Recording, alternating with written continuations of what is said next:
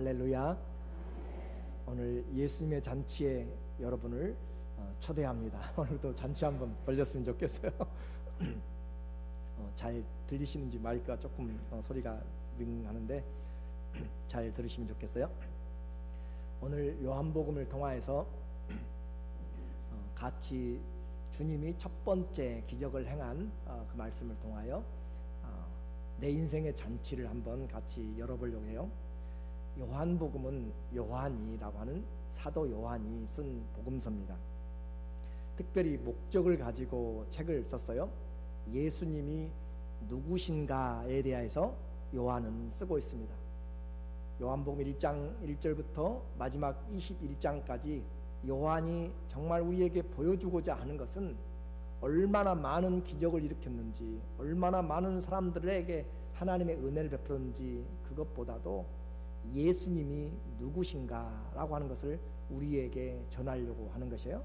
그러니까 저와 여러분은 오늘도 예수님을 정확하게 알면 우리의 삶이 변화되게 되어 있습니다. 예수님을 모르니까 우리의 삶이 힘들고 어려운 거죠. 그래서 예수님이 누구인가 그 목소리를 오늘 잘 듣고 그 예수님이 누구신가를 알면 거기에 대해서 우리는 이제 결정을 해야 돼요. 예수님이 나의 주요, 나의 하나님이면 내가 믿고 섬겨야 되고, 예수님이 나와 상관이 없으면 우리는 예수님과 따로 된 세상에서 영혼을 보내야 되는 거죠. 요한복음의 핵심은 바로 예수님이 누구인가를 말씀하시는데, 요한은 첫 번째 문을 열면서부터 태초에 말씀이 계시니라 라고 시작합니다. 영원 전의 태초, 창세기보다도 앞선 태초, 그 아르케죠. 영원 전에 태초에 말씀이 계시니라.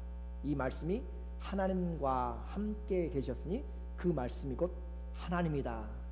우리의 아는 시간은 지금 살고 있는 것이 역사의 시간이지만 이 요한은 영원의 시간으로 이끌고 가서 창세기의 태초에 하나님이 천지를 창조하시니라는 그 시간의 태초보다 더 앞으로 이끌고 가서 영원의 말씀이 계셨어요. 그 말씀이 하나님과 함께 계셨고 그 말씀이 곧 하나님이다. 그래서 그 하나님께서, 그 하나님이신 말씀이 우리에게 오셨습니다. 누구든지 그 말씀을 믿는 자는 영생을 얻는 하나님의 자녀가 된다. 요한복음 1장 12절에 영접하는 자, 곧 그 이름 말씀이죠. 그 말씀을 믿는 자들에게는 하나님의 자녀가 되는 권세를 주셨으니, 자, 예수님을 믿으면 하나님의 자녀가 되는 딜을 하고 있어요. 지금 한번 생각해 보세요. 예수님을 믿으면 무엇이 된다고요? 하나님의 자녀가 돼요. 이건 상상할 수 없는 일을 지금 요한은 우리에게 보여주고 있습니다. 여러분의 가장 큰 축복이 뭐라고 생각하세요? 여러분에게 아주 감당 못할 그 돈을, 어마어마한 돈벼락을 맞으면 쓰도 못하고 돌아가세요 다. 그런데 주님이 지금 우리에게 주시는 요한복음 1장부터 우리에게 말하고 있는 예수 그리스도에 대해서, 그분을 믿는 자는 세상에 그런 부자의 아들, 딸이 아니고 하나님의 아들, 딸이 된다라고 하는 것을 지금 우리에게 보여주고 있어요. 저는 이 자리에 여러분이 모두가 다 주 예수님을 믿음으로 하나님의 아들, 딸들이 되시기를 축원합니다. 이런 그 무엇과도, 돈으로도, 명예로도, 건강으로도, 지식으로도, 과학으로도 무엇으로도 할 수 없는 그 하나님의 자녀가 되었고, 또 하나 우리에게 영원한 생명을 주셨죠. 17장 3절에 영생은 곧 유일하신 참 하나님과 그의 보내신 자 예수 그리스도를 아는 것이다. 영원히 사는 생명, 생명의 기간만을 말한 것이 아니라 주님이 주시는 영원한 부활의 생명, 죽음도 없고 죽지도 못하는 생명, 죽을 수가 없는 생명이죠. 그 생명을 주님이 우리에게 주셨는데, 그것은 진리와 풍성한 생명이죠. 빛의 생명이죠. 근데 그 영생은 무엇이냐? 하나님과 그의 보내신 자 예수를 아는 것이다 라고 하는, 최소한 우리가 이 진리만 우리가 알아도, 요한복음을 통하여서, 오늘 말씀을 통하여서 하나님의 자녀가 되고 영생을 얻는 것만 배우고 믿기만 해도 그 세상 그 무엇과도 바꿀 수 없는 가장 큰 축복을 받은 자요, 가장 큰 은혜를 받은 자입니다. 최고의 축복을 받은 자예요. 하나님의 자녀가 되었죠. 영원한 생명 얻었죠. 그것보다 더 큰 축복이 뭐가 있겠어요? 요즘 정말 여러분 우리가 하려고 하는 것이 뭐예요? 70세든지 100세든지 좀 건강하게 살면 좋잖아요. 안 아프고. 그것과 비교되지 않는 영원한 사망과 곡함이 없고 슬픔과 아픔이 없는 그 생명, 영원한 것을 주셨는데, 우리 모두가 다 예수님이 누구인가 그것을 알므로 시작됩니다. 우리 함께 우리는 복받은 자입니다. 한번 인사하면 좋겠어요? 우리는 복받은 사람입니다. 최소한 하나님의 자녀가 되었고 영생을 받았습니다. 네, 그래요. 오늘 그 주님이 저와 여러분에게 한 걸음 더 들어오기를 지금 원합니다. 우리에게 들어오기를 원하는 주님, 예수님이 이제 이 땅에 오셨어요. 세례 요한에게 세례를 받고 공적인 삶을 시작하셨습니다. 제자들을 불렀어요. 그리고 오늘 첫 번째 표적을 행하신 갈릴리 가나의 잔치로 우리를 초대합니다. 갈릴리 가나는 이스라엘 지도에서 보면 여러분이 갈릴리 바다가 있어요. 갈릴리 바다에서 가나까지, 가버나움에서 바다까지 약 20마일 정도 되는 거리죠. 그래서 3km 정도. 가버나움이 예수님이 이제 선교를 시작하신 거죠. 나사렛은 예수님이 자라나신 곳이고, 나사렛에서 자라나시고 공생의 시작은 예수님이 저 가버나움에서 갈릴리 바다 위쪽에서 하셔서, 오늘 잔치는 사흘 되던 날에 갈릴리에서 20마일 떨어진 가나에 혼인이 있어서 예수의 어머니도 거기 계시고, 그래서 아마 이 집이 예수님의 친척이나 적어도 아주 가까운, 예수님의 가정과 가까운 그런 그 집이었던 것 같습니다. 관계가 그렇다는 거죠. 그래서 예수님의 어머니도 거기 계시고 예수님도 제자도 초청을 받았어요. 2절에 보니까, 오늘 2절에 예수와 제자들도 혼인의 청함을 받았더니, 자, 마리아는 거기 이미 있고요. 그리고 1장 12절에 보면은, 2장 12절에 보면 그 후에 예수께서 그 어머니와 형제들과 제자들과 함께 가버나움으로 내려가, 어머니와 예수님과 제자와 형제들까지 전부 다 갔기 때문에 그곳은 보통 결혼잔치가 아니라 좀 관계가 있는 그런 그런 혼인잔치였던 것 같습니다. 자, 이제 우리도 그 혼인잔치로, 예수님도 가셨으니까, 예수님의 제자도 갔으니까 우리도 함께 가 보시기를 원합니다. 여러분 모두 혼인잔치에 이제 들어가 보시죠. 유대의 혼인은 보통 저녁 때 합니다. 저녁 때 하는데 낮에는 덥기 때문에 피하고 저녁 때 함께 이제 결혼식 하는데, 밤에 신랑의 친구들과 함께 신부의 집으로 가게 돼요.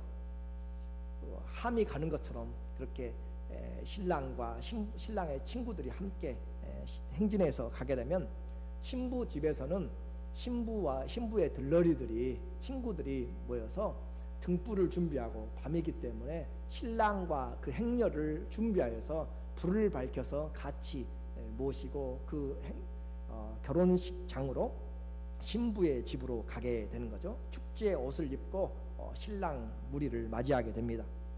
신랑과 신부 그리고 그 부모들에게 있어서 그 결혼식은 최고의 중요한 날이죠. 여러분도 다 이런 결혼들을 통하여서 또 이 자리에 있는 것처럼, 결혼은 어느 나라, 어느 민족에게나 축제요, 또 보람 있는 그런 시간이죠. 그래서 모든 걸 다 준비하고 사람들이 함께 모였어요. 그런데 뜻밖의 결혼에 중요한 그 포도주가 다 동이 났습니다. 3절에 보니까 포도주가 모자란지라 예수의 어머니가 예수에게 이르되 저희에게 포도주가 없다 하니, 포도주가 다 지금 동났다 그 말이죠. 포도 no more wine 그러는 거잖아요. 그래서 포도주가 다 동이 났다. 결혼은 그냥 갑자기 된 것이 아니에요. 그렇죠? 여러분도 결혼하려면은, 여러분 자녀도 마찬가지, 계획 세우고 날짜 받고 그렇게 하는 것이고, 유대인들에게 있어서는 정혼, 곧 약혼을 하고 나서 보통 짧으면 6개월, 보통은 1년 뒤에 결혼식을 합니다. 그러니까 1년 동안, 정혼한 후에도 최소한 6개월에서 1년 정도는 날짜를 준비하고 초대장을 보내고 해서 청한 사람들에게 다 사인을 받아서 몇 명이 이번에 하객이 온다라고 그렇게 다 준비를 하는 거죠.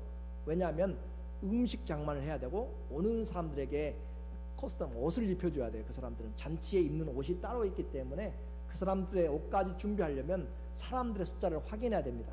그래서 청한 사람들을 오도록 하는 것이에요.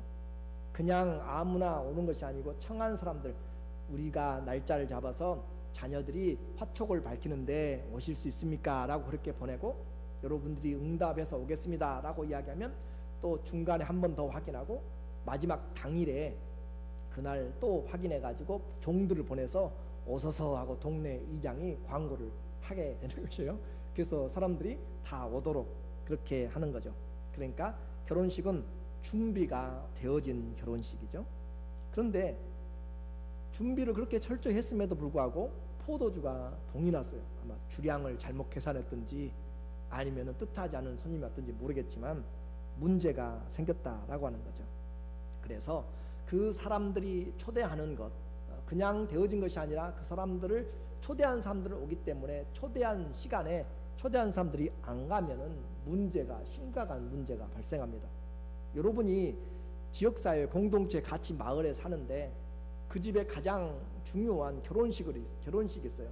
그리고 날짜를 미리 잡아가지고 올 수 있냐고, 또 필요하면 손도 좀 도와줄 수 있냐고 그렇게 물어보는데 간다고 해가지고 당일날 못 갑니다 라고 이야기하면 큰 결례가 되는 것이죠. 그래서 결례뿐만 아니라 마을에서 아주 원수가 되는 것이에요. 내 아들 결혼식에 안 와? 라고 하는 거죠. 왜냐하면 약속을 했는데 안 왔기 때문에 그래요. 그래서 우리는 이런 맥락에서 이 잔치와 또 청한자들과 오지 않는 것, 그것에 대한 관계를 볼 수 있어요. 마태복음 22장의 3절에 보면 잔치를 벌립니다. 왕이 잔치를 벌려요. 그 종들을 보내요. 그 누구를 찾아요? 청한 사람들, 약속이 된 사람들, 청한 사람들을 혼인의 잔치에 오라 하였더니 오기를 싫어하거늘 일방적인 약속의 파기입니다. 그렇기 때문에 뿐만 아니라 또 보내요. 또다시 아직도 안 늦었습니다. 오세요 라고 그렇게 이야기를 해도 오히려 종들을 때리고 핍박하고 죽이기까지 하니까 왕이 아주 화가 난 거죠. 그래서 6절에 그 남은 종들은 잡아서 능욕하고 죽이니 그 청한 사람들 그랬어요. 그러니까 임금이 노하여서 군대를 보내요. 그 살인한 자들을 진멸하고 그 동네를 불사르고 해도 아무런 문제가 없는 것이 바로 그 약속이 그만큼 중요하기 때문에 그렇습니다. 그러므로 청한 사람들은 반드시 분명한 결정을 해야 돼요. 내가 갈 것인지 말 것인지, 내가 원수로 살 것인지 친한 관계로 맺을 것인지, 그 잔치는 아주 중요한 잔치입니다. 그리고 그렇게 결정을 내려야 되고, 주인은 청한 자들이 약속을 하면은 그 사람들을 위해서 이제 하나도 불편함이 없이 돌아다니면서 최대한 준비를 해야 돼요. 그렇죠? 여러분도 잔치를 해놓고 주인이 돌아다니면서 필요한 거 있는지 살피고 물어보기도 하고 그러잖아요. 그런 것처럼 그렇게 원수가 되지 않고 내 친구가 되어서 오기 때문에 최대한의 잔치를 해줘야 된다. 그냥 하루만 되는 것이 아니고 보통은 3일에서 일반적으로는 7일을 하게 됩니다. 7일 동안 잔치를 하기 때문에 음식 장만하는 것은 아주 중요한 일이 되는 것이에요. 그럼에도 불구하고 이 결혼식의 가장 즐거운 요소인 포도주가 다 떨어져 버린 거죠. 포도주는 하나님이 우리에게 주신 인생의 기쁨을 대표하는 것입니다. 시편 104편 15절에 사람의 마음을 기쁘게 하는 포도주와 사람의 얼굴을 윤택케 하는 각종 올리브 기름과 사람의 마음을 힘있게 하는 양식을 주셨도다. 하나님께서 우리 인생에 수고한 것들을 통하여서 하나님 우리의 삶을 더 복되게 하기 위해서 우리의 마음을 기쁘게 하도록, 술 먹으라는 소리가 아니에요. 지금 술 먹은 소리가 아니고 포도주는 그만큼 그들의 나라에는 물이 없잖아요. 가을 4월부터 시작해서 10월 9월까지는 물이 없는, 비가 안 오는 것이기 때문에 포도주를 그들은 음료로 마시는 거란 말이에요. 그래서 그와 같이 이런 잔치를 하고, 이 포도주는 성경에서 말하기를 인생의 기쁨이요 풍요의 대명사입니다. 솔로몬이 정치를 잘할 때, 솔로몬이 잘 운영할 때 나라가 각 사람이 무화과 나무와 포도나무의 아래 앉았다라고 이야기해요. 포도나무를 통하여서 얻는 그 소출로 만족하였다라고 하는 거죠. 그런데 이 잔치의 기쁨이고 풍요의 상징인 즐거움의 상징인 포도주가 떨어져 버리니까 이것은 주인의 수치가 되는 것이에요. 결혼식에 이 즐거워야 될 결혼식, 유대의 결혼식은 보통 언제 하냐면은 수학기가 끝나고 나서 합니다. 바쁘니까 수학기가 끝나고 9월, 10월에 다 끝나고 나면 그렇게 그 수학도 감사하고 이제 할 일도 대강 마쳤고, 그러니까 함께 모여서 하나님께도 감사하고 서로에게 감사하고 위로하면서 이 결혼을 통해서 함께 공동체가 축하하는 그런 자리로 결혼식이 많이 쓰이게 되는 거죠. 그런데 그 수고하고 감사하고 축하하고 즐거워하는 인생 최고의 새 출발하는 결혼식의 즐거움에서 포도주가 떨어져 버린 것은 그 사람들에게는 평생에 씻을 수 없는 수치가 되는 것이고 부끄러움을 갖는 것, 도대체 어떻게 준비했는가라고 하는 것이죠. 그렇게 해서 포도주가 떨어져 버린 것을 우리는 부끄러운 결혼식으로 낙인. 여러분도 어디 가면은 잘 그 잔치 정말 잘 먹었다 두고두고 이야기하고, 못 먹었으면 가가지고 그 잔치 진짜 별 것 없더라, 먹을 것 없더라라고 하는 거잖아요. 그런 안 해보셨어요? 그런 거예요. 그런데 이 포도주가 없으면 기쁨이 없다 할 정도로 속담이 그렇습니다. 포도주가 없으면 기쁨이 없다 할 정도로 잔치에는 포도주가 최고입니다. 포도주는 필수인데 그 포도주가 없으면 큰 낭패를 당하게 되는 것이죠.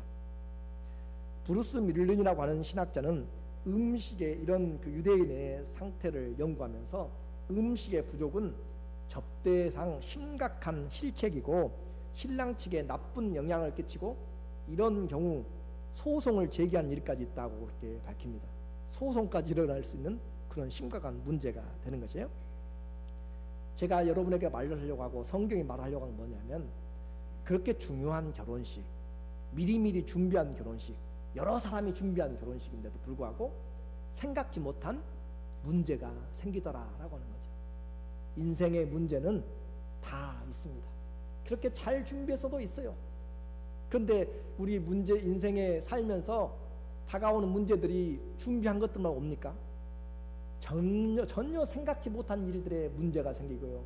가다가 사고가 나고, 또 그냥 봤더니 병이 생기고, 생각하지 못한 의사의 그런 선고를 받게 되고, 생각지 못한 자녀들의 문제도 생기고, 생각지 못한 직장의 문제가 생기고, 생각지 못한 지진들이 일어나고 그렇잖아요.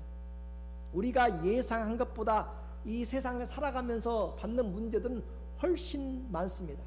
생각지 못한 문제들에 우겨싸여 있는 것이 우리 인생이기 때문에 모세는 우리의 삶을 수고와 슬픔인 인생이다라고 이야기해요. 그렇죠? 여러분들도 생각해보면 수고와 슬픔뿐인 인생, 지금까지 살아온 거 보면은 너무너무 많은 어려움들을 겪어낸 것이잖아요. 그 슬픔뿐인데 그와 같은 문제들이 다 있다는 거죠. 그래서 이 문제들을 얼마나 많은지 우리는 어떻게 할 수가 없습니다.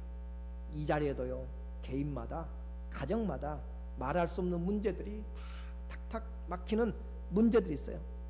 이 문제들을, 이 위기를 어떻게 할 것인가 오늘 우리에게 말하고 있죠. 문제 해결을 오늘 주님은 우리에게 말씀합니다. 해결책, 문제가 있어서 지금 왔어요. 이 포도주가 떨어졌다라고 하는 거죠. 예수의 어머니는 이 집과 아주 깊은 관계가 있다는 것을 우리가 살펴보았죠. 1절에 보니까 잔치 며칠 전부터 잔치에 혼인이 있어 예수의 어머니도 거기 계시고 라고 하는 단어는 이미 과거부터 진행되고 있는 미완료입니다. 그래서 이미 가가지고 잔치집에 미리 가가지고, 왜냐하면 일주일씩 하기 때문에 미리 가가지고 최소한 며칠 전부터 가가지고 또 준비하고 있는, 뒷방을 봐주든지 앞방을 봐주든지 음식을 장만하고, 특별히 이 마리아에게 포도주가 떨어졌다고 하인들이 이야기하고 마리아가 와서 예수님에게 이야기하는 것 보면 마리아가 음료 담당 그 분이 아니었는가라고 하는 생각이 들 정도입니다. 그러니까 이 문제를 알고 있는 핵심 인물로 등장하고 있고, 또 해결 방법을 위해서 발벗고 지금 나서는 것이에요. 근데 문제는 실제적으로 이 결혼식에서 포도주가 떨어진 것을 해결할 사람은 아무도 없습니다. 며칠씩 수많은 사람들이 먹어야 될 포도주가 갑자기 어디서 생기겠어요? 해결할 방법이 없는 것이죠. 그런데 마리아는 그 문제를 가지고 예수님께 왔습니다. 예수님께 와서 부탁을 하는 것이고, 우리로 말로 이야기하면 기도를 하는 거죠. 문제를 가지고 주님에게 부탁하는 것, 이것이 오늘 우리에게 보여주는 해결책을 말합니다. 우리 인생에 중차대한 문제들이 많이 있어요. 생각지 못한 이머전시 일들도 많이 있습니다. 그러나 그 누구도 핸들하지 못하고 해결하지 못하지만 우리 주 예수님은 그 모든 일들을 다 감당할 수가 있습니다. 내 길을 여호와께 맡기라. 하나님께 맡기면 주님이 그 일을 책임지십니다. 그래서 이것은 믿음 있는 자만 그렇게 할 수 있어요. 문제 생기면 사람들로 찾고 뭘로 하지만, 그러나 중심에서, 우리의 마음에서 시작과 끝은, 또 모든 과정은 예수님이 돼야 되는 거죠. 그렇게 주님 앞에 나온 그에게 마리아는 예수님이 그걸 해결할 수 있다고 생각했어요. 그러니까 나와서 이야기합니다. 포도주가 저들에게 떨어졌다라고 이야기하는데, 예수님은 전혀 그것과는 다른 말씀을 하세요. 4절에 보니까 예수께서 가라사대 여자여 나와 무슨 상관이 있나이까, 내 때가 아직 이르지 못하였나이다. 예수님은 지금, 마리아는 지금 발이 동동 타고 마음이 타는데 포도주가 떨어졌다고 좀 도와달라고 하는데, 예수님은 전혀 뜻밖의 이야기를 하고 있어요. 여자여 나와 무슨 상관이 있나이까. 이렇게 했다고 해가지고 예수님이 아주 버릇없는 그런 부분으로 그렇게 사람들이 생각하고 하는 그런 비평주의자도 있어요. 그러나 그런 내용이 아니고, 여기서 말하는 것은 귀나이라라고 하는 그 단어는 귀부인을 높여서 부르는 말이, 귀부인을 부를 때 하는 말입니다. 그러니까 dear woman 한 것처럼 그와 같이 높여주는 말이고, 심지어는 왕후에게도 부르는 말이 귀나이, 그 말입니다. 그래서 그 말을 가지고 그렇게 했고, 그래서 거절하시는데, 문제는 내 때가 아직 이르지 아니했다. 주님은 지금 때가 이르지 않았고 나와 지금 상관이 없다라고 그렇게 말씀을 하고 계세요. 그래서 예수님이 상관이 없다라고 하는데, 지금 이 마리아는 또 전혀 또 이것과 맞지 않는 말을 해요. 그러니까 잘 보셔야 돼요. 오늘 내용에 지금 포도주가 떨어진 것은 아주 실제 상황이고 긴박한 문제인데, 예수님은 나는 상관이 없다, 내 때가 아니다라고 한 발 빼고 계시고, 그 말을 들은 마리아는 또 다른 말을 하고 있어요. 6절에 보니까 5절에 그 어머니가 하인들에게 이르되 너희에게 무슨 말씀을 하시든지 그대로 하라. 무슨 말씀 하시든지 그대로 하라 라고 그렇게 이야기하는 거죠. Do whatever he tells you. 무슨 말 하든지 그대로 하라 라고 그렇게 하인들에게 이야기해요. 그러니까 지금 서로 동문서답을 지금 하고 있는 그런 내용들 같아요. 오늘 우리는 여기서 봐야 되죠. 왜 예수님이 지금 이런 말을 하고 마리아는 이런 말을 하고 또 그 다음에 일이 진행되는가. 그래서 예수님이 이 때가 안 됐다라고 이야기하는 것은 요한복음에서의 때는 중요합니다. 그리고 예수님이 말하는 때는 십자가에서 돌아가시는, 우리의 죄를 담당하시는 그 시간을 가장 중요한 예수님의 타임으로, 시간으로 잡고 있는 것이에요. 그래서 그 때가 아직 오지 않았다라고 하는 것이죠. 그리고 그때는 예수님이 십자가에 돌아가신 때를 중심으로 일하시지만은 또 뿐만 아니라 그때는 동시에 예수님이 영화롭게 되는 때도 되는 거죠. 십자가에서 죽으실 뿐만 아니라 영화롭게 되는 때도 되죠. 근데 문제는 이때는, 지금은 아직 기다려야 하는 때이지만, 그러나 주님은 그 시간을 위하여서 표적들을 통하여서 미리 하나님의 영광을 우리에게 맛보게 만들고, 또 현재 이 시간에서 현재 하나님의 영광이 나타날 수 있는 것을 표적을 통하여서 우리에게 말씀을 해주고 있죠. 그래서 분명하게 이 마리아는 말하기를 하인들에게 무슨 말씀을 하든지 그대로 행하라 라고 그렇게 이야기를 해줬습니다. 여기서 말씀드린 것처럼 이 D.A. 칼슨이라고 하는 신학자도 또한 예수님의 이 여자여라고 하는 그것과 이 내용에서 분명한 좀 관계를 좀 짚고 넘어가려고 이렇게 설명을 해주고 있어요. 마리아가 이 예수님께서 공생애를 시작하면서 마리아와 가정이나 또 삶 관계에서 새로운 관계들이 형성이 되게 됩니다. 마리아의 예수님의 공적인 사역이 시작된 것이죠. 그래서 마리아가 어머니로서 예수님에게 접근할 때 예수님은 그것에 대해서 질책을 하게 됩니다. 그러나 신자로 반응할 때는 그녀의 믿음이 존중된다라고 그렇게 이 D.A. 칼슨은 이야기를 해요. 그래서 예수님은 마리아를 공생에 시작하면서 부르는 단어가 있습니다. 이 귀나이라고 하는 단어를 통하여서 말해요. 마지막 때에도 그렇게 이야기하죠. 요한복음 19장 26절에도 보니까 19장 26절 예수께서 십자가 위에서 그 모친과 사랑하는 제자가 곁에 있는 것을 보시고 그 모친에게 말씀하시되 여자여 보소서 아들이니다. 지금 예수님 십자가 달리셔가지고 여자여 보소서 내가 아들입니다 그 말이 아니고 여자여 보소서 옆에 서 있는 요한 사도 요한을 여자여 보소서 이 사람이 당신의 아들입니다 라고 그렇게 하는 것이고 또 제자에게 이르시되 보라 요한아 내 어머니다 라고 그렇게 해주는 것이에요. 그래서 이 말씀을 통하여서 캐톨릭에서 예수님의 어머니로 그렇게 해서 예수님을 통하여서 하면은 기도가 빠르고 하는 그런 말들은 전혀 맞지 않습니다. 예수님은 분명히 육신의 어머니로서 부탁할 때 또 예수님에게 주의 가족들이 와서 주님 밖에서 가족들이 찾습니다라고 해도 누가 내 어머니며 누가 내 가족이냐 내 형제냐라고 하면서 주님은 분명하게 선을 그어요. 하나님 내 말을 듣고 따른 자들이 내 부모요 내 형제요 내 자매라. 그래서 그 주님은 여기서 믿음의 관계로 지금 이야기를 하고 있는 것이죠. 자 이제 내용을 좀 정리를 할게요. 문제가 있습니다. 인생에 문제가 있고 포도주가 떨어졌어요. 거기에 지금 기도의 요청이 있어요. 상관이 없다라고 이야기하는데 마리아는 제자들 하인들에게 무슨 말씀을 하든지 하라라고 그렇게 이야기해요. 그리고 또 주님은 말씀하신 내용이 내 때가 아직 안 됐다 상관이 없다라고 이야기하는 거죠. 그러면 이제 기도와 문제가 있고 기도와 예수님의 때를 연결시켜주는 뭔가가 필요한 거죠. 예수님의 때가 안 됐고 예수님이 상관없는 일을 예수님과 상관 있게 만들고 예수님의 때가 되도록 만드는 일이 필요하다라고 하는 것이죠. 우리의 기도에서 그렇습니다. 하인들에게 주께서 무슨 말씀을 하시도록 순종하도록 명령을 했습니다. 마리아는 주님께 요청했고 하인들에게 주께서 무슨 말씀을 하도록 그렇게 말씀했는데 이제 그 말을 통하여서 예수님에게 이 문제가 넘어와 버리게 된 것이에요. 어쨌든 이 문제는 이제 예수님의 몫이 되어버렸고 책임이 되어버렸습니다. 주님께 아무것도 아닌 문제에도 우리가 그 문제를 가지고 주님 앞에 가면 주님의 문제가 되는 것이에요. 자, 예를 들어서 우리가 문제가 있어서 대통령과 상관이 없어도 대통령에게 우리 청와대에 우리가 청원을 하게 되면 대통령의 문제가 진정서를 내게 되면 대통령과 상관이 있게 되는 것이죠. 그것과 같은 내용입니다. 그래서 주님은 이제 이 문제 해결에 대한 명령과 주도권을 가지고 계신 거죠.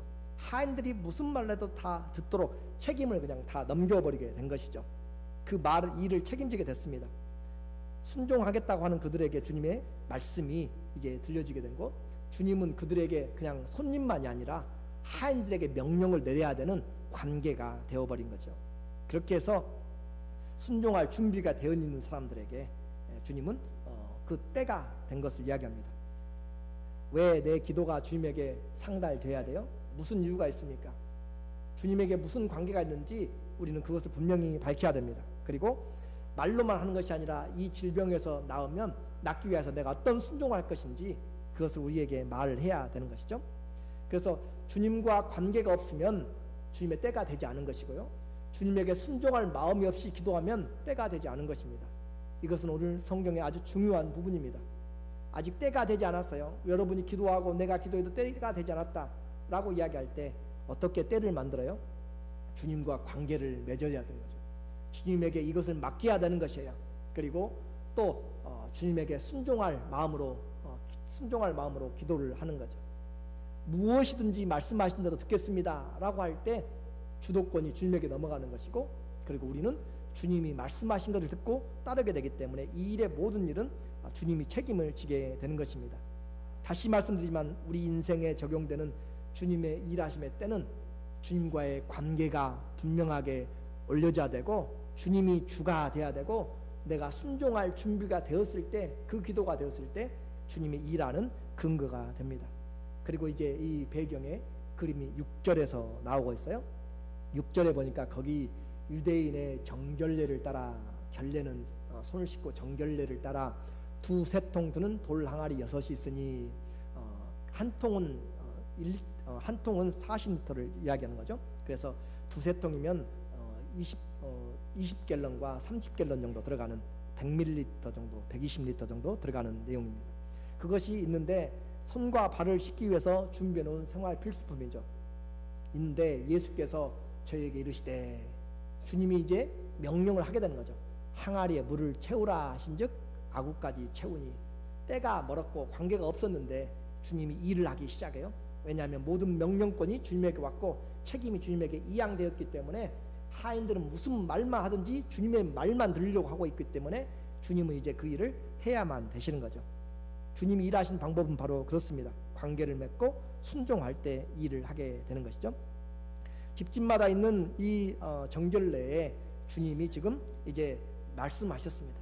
물을 채우라 하시고, 그렇게 해서 물을 다 채우니 8절에 보니까 이제는 떠서 연회장에게 갖다 주라 하심에 갖다 주었더니, 아구까지 다 채워가지고 가져다 주었더니 이 술이 되어진 거죠. 물이 변하여서 술이 되어진 거다.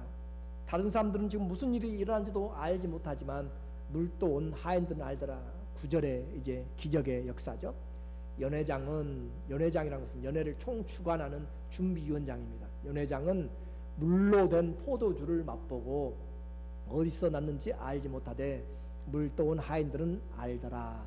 연회장이 신랑을 불러 말하되, 사람마다 먼저 좋은 포도주를 내고 취한 후에 낮은 것을 내거늘 그대는 지금까지 좋은 포도주를 두었도다 하니라. 물이 변화해서 포도주가 된 것이죠. 기적의 현장에는 아무나 있는 것이 아니라 순종한 자들이 기적을 보았습니다. 그리고 그것은, 순종은 대충이 아니라 물을 아구까지 다 채운 것이었고 그것을 떠다가 주는 데까지 그들은 순종을 하였던 것이죠. 그렇게 해서 기적이 일어났고 그 포도주는 아주 좋은 포도주, 극상품의 포도주로 전보다 더 풍성해진 잔치가 시작된 거죠. 우리는 단순히 물이 변화해서 포도주 됐다라고 하는 기적으로만 표현하지 않습니다. 물이 변화해서 포도주가 된 것은 완전히 질적으로 달라진 것이에요. 물과 포도주는 구성 요소가 다릅니다. 원소가 달라요. 그래서 질이 달라졌다라고 하는 거죠. 이것은 주님이 우리에게 하실 말씀인 거죠. 무슨 말이냐면, 율법의 정결례로 채워졌던 그 항아리, 유대교가 어떻게 되어졌냐면 은혜의 풍성한 포도주로 새 언약으로 바뀌었음을 지금 우리에게 말씀을 해주고 있어요. 율법의 정결례의 물이 은혜의 새 포도주로 새 언약으로 바뀌었다. 그 말은 이제는 우리의 썩을 몸이 썩지 않냐를 육신으로 바뀌어지는 새 창조가 주님이 시작하셨음을 지금 알리는 내용입니다. 그래서 요한복음 1장 17절에 보면, 율법은 모세로 말미암아 주신 것이요 은혜와 진리는 예수 그리스도로 말미암아 온 것이다. 율법은 모세로 말미암아 주어졌고 이제 새롭게 우리에게 예수님이 떠온 그 포도주는 뭔가 새로운 은혜와 진리가 왔기 때문에 그것이 새로운 것이고 그것이 더 풍성한 것이다 라고 하는 거죠. 고린도후서 5장 17절에도 누구든지 그리스도 안에 있으면 새로운 피조물이라, 이전 것은 지나갔으니 보라 새 것이 되었도다. 단순히 물에서 똑같은 물 같은 포도주가 아니라 완전히 다른 것입니다. 물과 포도주는 완전히 다른 질적인 변화를 지금 이야기를 하고 있어요. 우리의 죽을 몸이 어떻게 해요? 썩지 않을 생명을 얻는 것을 지금 이야기하고 있다. 새 창조의 주인이다라고 하는 거죠. 그래서 요한은 이것을, 이 기적의 결론을 지금 11절에서 내리고 있어요. 11절에 보면은 예수께서 이 처음 표적을 갈릴리 가나에서 행하여 그 영광을 나타내심에 제자들이 어떻게 했어요? 그것을 믿었더라, 믿으니라. 이 행령, 이 표적, 이것의 목적은 바로 믿게 하기 위한 것입니다. 그래서 기적으로 말하지 않습니다. 사인으로 말하고 있어요. 미라클로 이야기하지 않고 사인으로 이야기한다. 그 말은 수많은 기적들이 있어도 그것은 의미를 나타내지 못합니다. 그러나 표적이라고 표현할 때는, 똑같은 기적을 표적이라고 이야기할 때는 뭔가 그 기적을 넘어선 의미를 가지고 있을 때 표적이 된다. 우리로 하여금 깨닫게 하기 위한 그 일이 된다라고 하는 것이죠. 예수님이 무엇을 지금 말하려고 하냐면 결혼식이 잘 되었더라 그런 말이 아니고, 이 표적이 주님이 첫 번째 하신 표적인데 이것으로 하나님의 영광이 나타났고 불렀던 제자들이 예수님을 믿게 되는 계기가 되었다라고 하는 것이죠. 그래서 우리에게 표적도 마찬가지입니다. 우리에게 오는 주님도 예수님이 누구신가라고 하는 거죠. 예수님이 우리의 잔치에 정말 주님이 함께 계신가? 오늘 많은 일들을 통하여서 이 주님이 우리의 잔치에 함께 계셔야 되고, 그 잔치의 모든 삶들, 내 인생의 잔치에 언제 어떻게 문제들이 생길지 알지 못할 때 주님이 이 잔치를 더 풍성하게 만들고 즐겁게 해야만 되는 것이죠. 만약 예수님이 이 잔치에 안 계셨다면 잔치는 엉망이 되고 또 모두가 불쾌하고 주인에게는 수치가 되고 이제 갓 결혼한 신랑 신부에게는 우울한 신혼의 생활이 되었을 것입니다. 그러나 주님이 그 자리에 계심으로 더 즐겁고 더 풍성하고 복된 새 출발의 축복이 있었죠. 주인에게는 수치를 없애주고 하객들에게는 즐거움을 더해주는 오늘 내 인생에 주님이 계시면, 우리 주님은 오늘 내 때가 되지 않았어도 내가 주님에게 맡기게 되면, 주님과의 관계를 회복하고 주님에게 이 문제를 맡기고 무슨 말씀을 하든지 내가 순종하겠습니다 라고 그렇게 기도하면 주님은 그 때를 우리에게 보여서 미리 우리에게 파국을 막아주고 전화위복시켜 주시면서 슬픔을 기쁨으로 바꿔주시는 그 하나님의 일이 시작되는 것을 말씀합니다. 물이 포도주로 변하는 인생은 아무나 하는 것이 아니라 예수님만 할 수 있습니다. 물이 변화해서 포도주가 되는 새 생명의 창조는 예수님만 할 수 있습니다. 우리의 인생을 바꿀 수 있는 것도 그 누구도 할 수 없고 오직 예수님만 할 수 있으므로 이 처음 표적을 통하여서 사람들이, 제자들이 믿었더라. 오늘 우리도 주님 말씀하심으로, 주님이 누구든지 그리스도 안에 있으면 새로운 피조물로 말씀하신 그 명령에 내가 순종하면 주님이 우리 인생에서 새로운 창조로 물 같은 인생이 포도주로 변하는 새 생명의 능력이 나타날 줄로 믿습니다. 다 같이 기도하겠습니다.